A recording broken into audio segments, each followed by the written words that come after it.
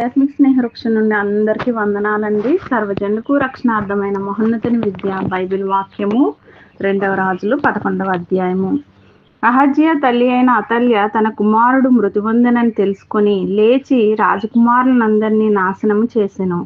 రాజైన యెహోరాము కుమార్తెయును అహజ్యాకు సహోదరియునైన యెహోషెబ అహజ్యా కుమారుడైన యోవాషును హతమైన రాజకుమారులతో కూడా చంపబడకుండా అతని రహస్యముగా తప్పించెను గనుక వారు అతన్ని అతని దాదిని పడక గదిలో అతల్యాకు మరుగుగా ఉంచి ఉండుట చేత అతడు చంపబడకుండెను. అతల్య దేశమును ఏలుచుండగా ఇతడు 6 సంవత్సరములు యెహోవా మందిరమందు దాదితో కూడా దాచబడి ఉండెను. 7వ సంవత్సరమందు యెహోయాదా కావలి కాయువారి మీదను రాజదేహ సంరక్షకుల మీదను ఏర్పడి ఉన్న శతాధిపతులను పిలువనంపించి యెహోవా మందిరంలోనికి వారిని తీసుకొని పోయి యెహోవా మందిరమందు వారి చేత ప్రమాణము చేయించి వారితో నిబంధన చేసి వారికి ఆ రాజు కుమారుని కనుపరిచి ఇలాగూ ఆజ్ఞాపించెను.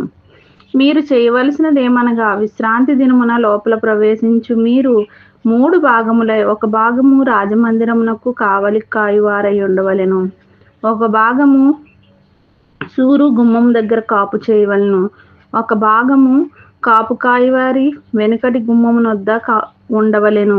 ఈ ప్రకారము మందిరమును భద్రపరచుటకై మీరు దానిని కాచుకొని ఉండవలెను.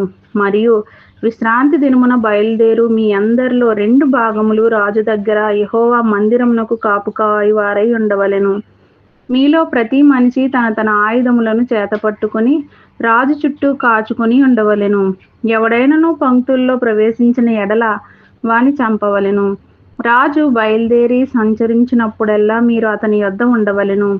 శతాధిపతులు యాజకుడైన యెహోయాదా తమకిచ్చిన ఆజ్ఞలన్నిటి ప్రకారం చేసిరి.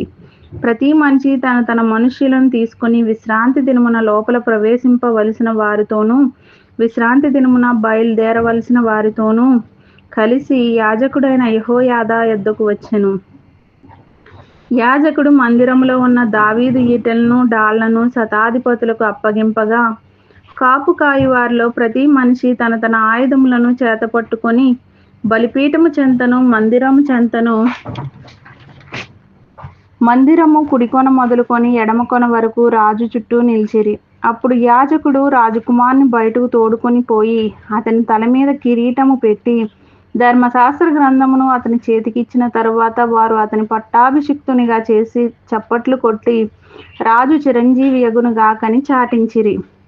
అతల్య కాయువారును జనులను కేకలు వేయగా విని యెహోవా మందిరమందున్న జనుల దగ్గరకు వచ్చి రాజు ఎప్పటి మర్యాద చొప్పున ఒక స్తంభం దగ్గర నిల్చుటయు అధిపతులను బాకా ఊదువారును రాజునొద్ద నిలువబడుటయు దేశపు వారందరూ సంతోషించుచు శృంగధ్వని చేయుటయు చూచి తన వస్త్రములను చింపుకొని ద్రోహము ద్రోహము అని కేకవేయగా యాజకుడైన యెహోయాదా సైన్యములోని శతాధిపతులకు యెహోవా మందిరమందు ఆమెను చంపకూడదు, పంక్తుల బయటికి ఆమెను వెళ్ళగొట్టిడి, ఆమె పక్షపు వారిని ఖడ్గం చేత చంపుడని ఆజ్ఞ ఇచ్చెను గనుక రాజమందిరములోనికి గుర్రములు వచ్చి మార్గమున ఆమెకు దారి ఇచ్చిరి.